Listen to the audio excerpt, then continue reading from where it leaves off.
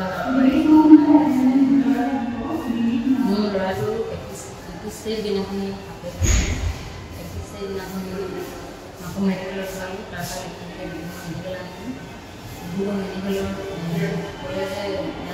ভাল হোৱা আশাটো নাই বুলি ক'লে আইচি ভৰ্তি কৰাৰ লগে লগে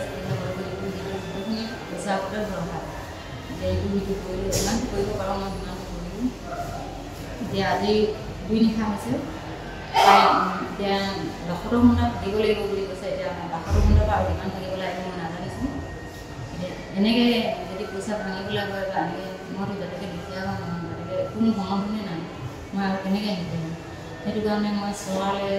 আহ্বান জনাইছোঁ কিবা এটা সহায় কৰোঁ আৰু যিখিনি এতিয়ালৈকে কৰা হৈছে টেক্স পৰীক্ষা পৰীক্ষা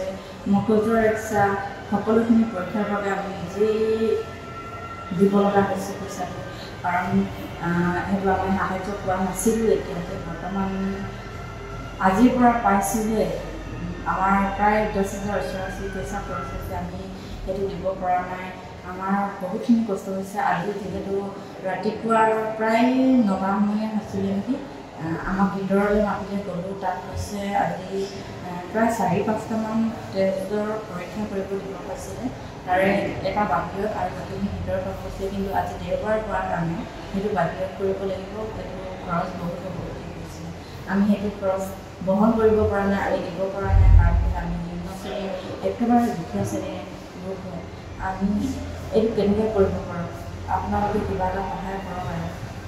এইটো আমি একেবাৰে নোৱাৰিছোঁৱে মানে আমি হাৰ মানিব লগা হৈছে পইচাৰ ক্ষেত্ৰতে এতিয়া সুস্থ